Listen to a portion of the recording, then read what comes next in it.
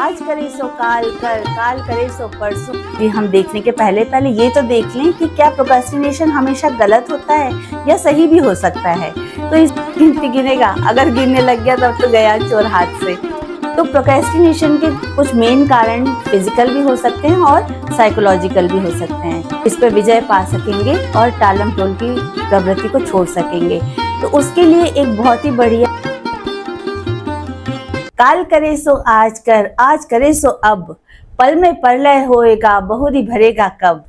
ये खूबसूरत सा दोहा कबीरदास जी ने हम सबको प्रेरित करने के लिए रचा होगा, ताकि हम अपना काम समय पर करें, तुरंत करें और टालें ना। पर कुछ महानुभावों ने नई रचना रच ली। आज करे सो काल कर, काल करे सो परसों, इतनी जल्दी क्या है प्यारे, जीना है अभी बरसों। तो ये उनके बहाने बनाने के नए नियम थे। ये टालम टोल की प्रवृत्ति वाले लोगों का प्रिय दोहा है। तो दोस्तों, इसी को कहते हैं प्रोक्रास्टिनेशन। प्रोक्रास्टिनेशन वर्ड जो है लैटिन भाषा से आया है। इसका मतलब होता है बिलोंग्स टू टुमारो। इसके मतलब ही समझ में आ रहा है कि कल पे टालना। तो हम आज इसी टॉपिक पर चर्चा करेंगे। तो नमस्कार दोस्तों, जय श्री कृष्णा। मैं संगीता सिटो के स्वागत करती हूँ आपके अपने channel my way of life में। तो दोस्तों, प्रोक्रास्टिनेशन के कारण, उपाय आदि हम देखने के पहले ये तो देख लें कि क्या प्रोक्रास्टिनेशन हमेशा गलत होता है या सही भी हो सकता है। तो इसे समझने के लिए हम देखते हैं एक उदाहरण। जैसे आपको किसी पर गुस्सा आया, आपको इतना गुस्सा आ रहा है कि अब एक हाथ दो तमाचे आप उसको रख सकते हैं। तो उस समय आपको कहा जाएगा कि डीप ब्रीदिंग करो, थोड़ा रुक जाओ, थोड़ा सोचो और 10 तक गिनती गिन लो। ये सब आपको उपाय बताए जाएंगे ताकि आपका गुस्सा शांत हो जाए। पर वही कहीं अगर कोई पुलिस वाले ने किसी चोर को रंगे हाथ पकड़ लिया, तो क्या वो डीप ब्रीदिंग करेगा? 10 तक गिनती गिनेगा, अगर गिनने लग गया तब तो गया चोर हाथ से।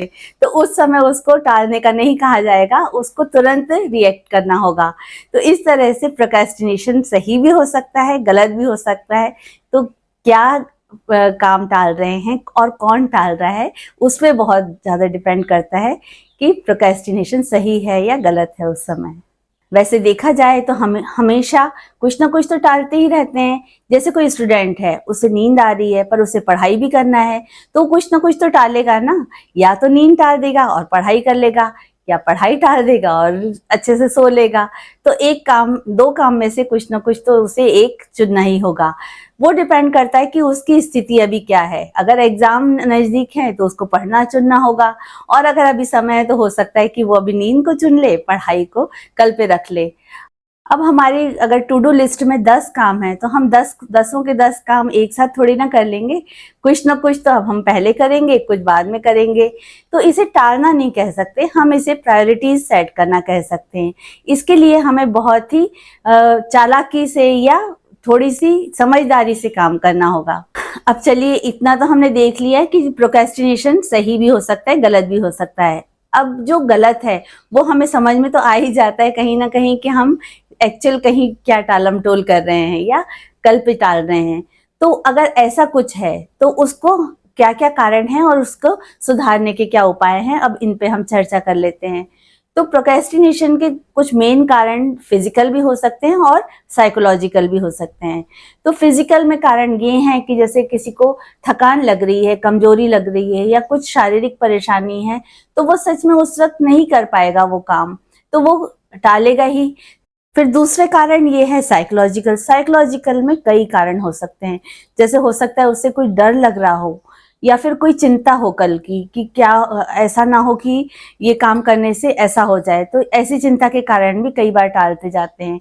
या फिर एक कारण ये हो सकता है कि उसकी सेल्फ स्टीम इतनी ज़्यादा ना हो, यानी उसका आत्मसम्मान ये गवाही नहीं दे रहा होगा कि हम ये काम कर सकते हैं। एक कारण ये होता है कि लोग क्या कहेंगे। सपोज हम अगर अभी वॉक करने निकल जाएं तो देखो सब हंसेंगे कि अच्छा, ये कल तक तो बड़े निकलते नहीं थे और आज वॉक करने निकले हैं। तो ये लोग क्या कहेंगे, ये भी बहुत बड़ा डर है। कुछ भी नया करने से पहले हमें लोगों का डर सताता ही है कि हो सकता है कि कोई हम पे हंसे ना। फिर एक कारण ये हो सकता है कि हमें अपने आप पर ही डाउट है। ऐसा लगता है कि पता नहीं ये काम हमसे हो भी पाएगा क्या नहीं, हम में उतनी शक्ति भी है या नहीं ये काम करने की। तो इस कारण से भी हम कुछ काम टालते जाते हैं कि चलो बाद में कर लेंगे, हम ये इतना अपने आप में सुधार कर ले फिर कर लेंगे। तो इस कारण से भी कई बार हम काम टालते जाते हैं। कई बार किसी किसी को तो टालने की आदत भी पड़ जाती है, कि जैसे उनकी आदत ही ये होती है कि कुछ भी कहो ठीक है कर लेंगे, कभी कर लेंगे, कल कर लेंगे। तो ये आदत के कारण भी कई लोग बहुत टालम टोल करते हैं। वो एक्चुअल प्रोक्रेस्टिनेटर्स होते हैं, उन्हें बहुत सुधार की जरूरत होती है। फिर एक कारण ये होता है कि बेटर ऑप्शन की तलाश, ये बहुत ही गड़बड़ आदत है। तो इसमें क्या होता है कि जैसे हमें कोई भी निर्णय लेने से पहले हम टालते रहते हैं कि हो सकता है हमें कुछ और बेटर ऑप्शन मिल जाए, कोई और बेटर ऑप्शन मिल जाए। तो इसमें से एक जोक भी है। उस जोक में ये कहा जाता है कि शादी और मोबाइल ये खरीदते वक्त हमेशा होने के बाद ये हमेशा अफसोस होता है कि काश थोड़ा और रुक जाते तो शायद बेटर ऑप्शन मिल जाता, पर वो बेटर ऑप्शन कभी भी नहीं होता है। जो निर्णय आपने लिया है वही सबसे सही होता है। तो इसलिए इस ऐसे समय पे हमें निर्णय लेने की क्षमता होनी चाहिए, ताकि हम टालने की आदत को रोक सकें, सुधार सकें और अपने जीवन में आगे बढ़ सकें। प्रोक्रेस्टिनेशन करने के कारणों में एक बहुत मजेदार कारण भी है कि कई बार हमें आनंद आने लगता है इसका। जैसे हम कुछ काम करने में लेट हुए, बिल भरने में लेट हुए, और फिर आखिरी डेट पे दौड़ते दौड़ते दौड़ते वो बिल भर लिया।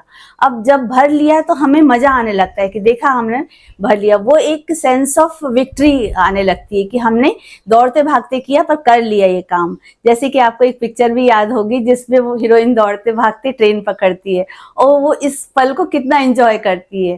तो ये भी एक कारण होता है कि हम टाइम पे काम नहीं करेंगे, पर आखिरी मोमेंट पर हम दौड़ते भागते वो काम करेंगे, और वो विक्ट्री की हमें फीलिंग लेनी होती है कि हमने दौड़ते भागते वो काम कंप्लीट कर लिया। तो हमने देखा कि क्या क्या कारण हैं जिनके कारण हम काम टालते हैं। तो इन कारणों के उपाय, निदान आदि भी देख लेते हैं। तो जैसे सबसे पहले हमने देखा फिजिकल कारण कुछ हो सकते हैं, थकान, कमजोरी आदि हो सकती है। तो उसके लिए हमें सबसे पहले तो डॉक्टर से मिलना होगा और टेस्ट आदि कराने होंगे कि कहीं ऐसा तो नहीं कि कुछ विटामिन डी, विटामिन B12 आदि की कुछ कमी हो। तो अगर ऐसी कुछ कमी निकलती है तो तुरंत सप्लीमेंट्स आदि लेकर हम उस कमी को पूरा कर लें। फिर भी अगर हमारी बॉडी में एनर्जी की कमी लग रही है तो एक्सरसाइज, वॉकिंग, योगा ये सब शुरू करके हम, अगर बॉडी में ऑक्सीजन की कमी हो रही है तो उसको पूरी करके एनर्जेटिक हो सकते हैं। क्योंकि हमें बॉडी को इतना तैयार तो करना ही होगा कि हम जो चाह रहे हैं वो करने के लिए हमारी बॉडी हमारा साथ दे। अगर बॉडी साथ नहीं देगी तो हम सोचेंगे, बहुत प्लान भी करेंगे, पर वो हो नहीं पाएगा। इसलिए बॉडी को हमें तैयार करना बहुत जरूरी है।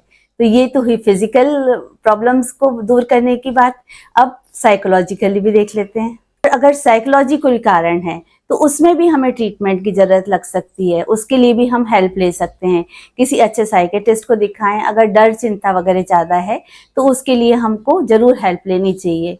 पर अगर दूसरा कोई कारण है, जैसे कि आदत है या इस तरह के कोई कारण है, तो उसके लिए तो हमें हमारा टाइम मैनेजमेंट बेस्ट टूल है कि टाइम मैनेजमेंट होना चाहिए, प्रायोरिटीज सेट होनी चाहिए हमारी। उसी से हम इस पर विजय पा सकेंगे और टालम टोल की प्रवृत्ति को छोड़ सकेंगे। तो उसके लिए एक बहुत ही बढ़िया टूल है, वो मैं आपको बताती हूँ।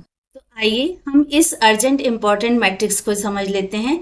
इसे आइजनहोवर मैट्रिक्स भी कहा जाता है क्योंकि इन्होंने ही इसको शोध किया था, इसकी रचना की थी। तो इसमें जो पहला सेल है अर्जेंट एंड इम्पॉर्टेंट वाला, तो इसमें वो काम आते हैं जो अर्जेंट भी हैं और इम्पॉर्टेंट भी हैं। इन कामों को हम टाल नहीं सकते और इन्हें हमें तुरंत ही करना ही पड़ेगा। इन कामों में हमारा पड़ेगा वर्ड जरूर आ जाता है कि जैसे अगर बिल भरने की आखिरी तारीख आ गई है या फॉर्म भरने की आखिरी तारीख आ गई है तो उस दिन हमें किसी न किसी तरह हमें वो काम करना ही पड़ेगा। अब ये दूसरा सेल है, ये नॉट अर्जेंट बट इम्पॉर्टेंट। ये इसमें वो वाले काम आते हैं जो जरूरी तो हैं पर उसी वक्त हो ये जरूरी नहीं है, वो हम थोड़े बाद में भी कर सकते हैं। पर समझदारी इसमें वही है कि इन कामों को हम टालें ना और हम करें उनको।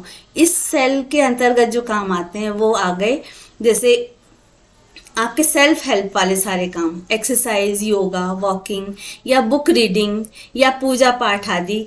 ये काम ऐसे हैं कि बिल्कुल अर्जेंट तो नहीं है, यानी मतलब अगर आपने ये काम नहीं किया तो कोई पहाड़ तो नहीं टूटेगा, पर हाँ जरूर नुकसान जरूर कुछ होगा, और ऐसा नुकसान जो हमको हो सकता है पता भी ना पड़े। पर अगर हमने ये काम कर लिया तो इनके फायदे निश्चित तौर से होंगे। तो इन कामों को करना सबसे ज़्यादा समझदारी मानी जाती है। फिर तीसरा सेल ये है कि अर्जेंट तो हैं पर इम्पॉर्टेंट नहीं है। इन कामों में ऐसे काम है कि भाई अगर आपके यहाँ कोई मेहमान आ गए या कोई कॉल आ गया तो आपको वो उस वक्त करना ही पड़ेगा अटेंड। कोई मेहमान आए तो आपको उनको उस वक्त अटेंड करना ही पड़ेगा। तो ये ऐसा नहीं कि ये बुरे काम है, ये अच्छे काम है, सामाजिक काम है, पर हाँ ये बहुत ज़्यादा इम्पॉर्टेंट के कैटेगरी में नहीं रखे जाते हैं। पर हालांकि ये सामाजिक दायरों में आते ज़रूर हैं, ये होते ज़रूर हैं इम्पॉर्टेंट, पर हाँ उतने इम्पॉर्टेंट नहीं कि आपके बिल्कुल कैरियर पे ही कुछ आ जाए या आपके जीवन मरण का ही सवाल आ जाए। ऐसे काम नहीं है ये, पर ये अर्जेंट होते हैं और आपको इनको करना होता है। चौथी कैटेगरी वो है कि जिसमें ऐसे काम हैं जो ना तो अर्जेंट हैं और ना इम्पोर्टेंट हैं। और हमारी अभी की जो समाज है या जो जनरेशन है वो इसी कामों में सबसे ज़्यादा उलझी हुई है। इनमें क्या क्या आता है, एक तो वही मोबाइल, हमारा टीवी, नेटफ्लिक्स, मूवी देखना आदि, जो काम ना तो अर्जेंट हैं और ना इम्पॉर्टेंट है, ना उनका कोई बहुत ज़्यादा फ़ायदा होने वाला है। और इन कामों को करके ही हम ऐसा समय लाते हैं कि हमें इस कैटेगरी में अर्जेंट और इम्पॉर्टेंट की कैटेगरी में आना पड़ता है। मतलब हमने नॉट अर्जेंट नॉट इम्पॉर्टेंट काम किए, समय बर्बाद किया और फिर अंत समय में ये वाला टाइम आ गया कि हम दौड़ भाग के वो काम कर रहे हैं अर्जेंट और इम्पॉर्टेंट वाला। तो मतलब हमें अगर एनालिसिस करना है कि हम अपना टाइम को कितने अच्छे से शेड्यूल कर रहे हैं तो हम देख सकते हैं कि हम अगर अर्जेंट इम्पॉर्टेंट वाले काम बहुत ज़्यादा कर रहे हैं, मतलब भागम भाग वाले काम, आखिरी मिनट वाले काम बहुत ज़्यादा हो रहे हैं, तो समझ जाइए कि आप नॉट अर्जेंट और नॉट इम्पॉर्टेंट वाले कामों में बहुत ज़्यादा समय दे रहे हैं। और अगर ऐसा नहीं है और आप इम्पॉर्टेंट वाले काम अच्छे समय पर कर रहे हैं तो आप इस कैटेगरी में कम से कम आएंगे। हो सकता है आए जरूर, पर हाँ मात्रा कम हो सकती है। तो अगर आपको टाइम शेड्यूल अच्छे से करना है तो इम्पॉर्टेंट वाली सेल के काम ज़्यादा करें और नॉट अर्जेंट नॉट इम्पॉर्टेंट वाले जितने हो सके अवॉइड करें। तो इस तरह से आप अपनी प्रायोरिटीज़ अच्छी तरह से तय करें। हाँ आनंद के लिए ज़रूर करें, ज़रूर ये काम, पर कम ज़्यादा करके आप ये चारों सेल को थोड़ा मैनेज कर सकते हैं और अपनी लाइफ को, अपने दिमाग को व्यवस्थित कर सकते हैं। तो आशा करती हूँ आप समझ गए होंगे कि हमें काम को टालना नहीं है, क्योंकि अगर हमने ज़्यादा टाला तो फिर हमें यही बोलना होगा कि अब पछताए हो क्या जब चिड़िया चुग गई खेत। तो जल्दी से सतर्क हो जाइए और देखिए कि कहीं आप ऐसा कुछ काम तो नहीं टाल रहे हैं कि हम आपको बाद में पछताना पड़े। तो इस कारण से हम सचेत हो जाएं।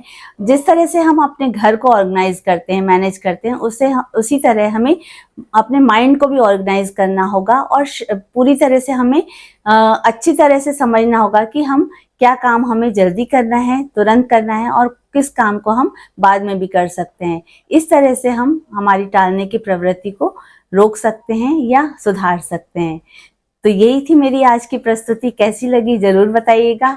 कुछ भी पसंद आया हो तो लाइक की बटन दबाना मत टालना, और अगर चैनल को सब्सक्राइब नहीं किया है तो चैनल को सब्सक्राइब करना भी मत टालिएगा और बेल आइकन को दबाना भी मत टालना। तो इस तरह से शुभ से शीघ्रम ये टालने की आदत अभी से ही छोड़ देते हैं और ये सारे काम जरूर कर लीजिएगा। तो धन्यवाद। जय श्री कृष्णा। फिर मिलते हैं अगले वीडियो में।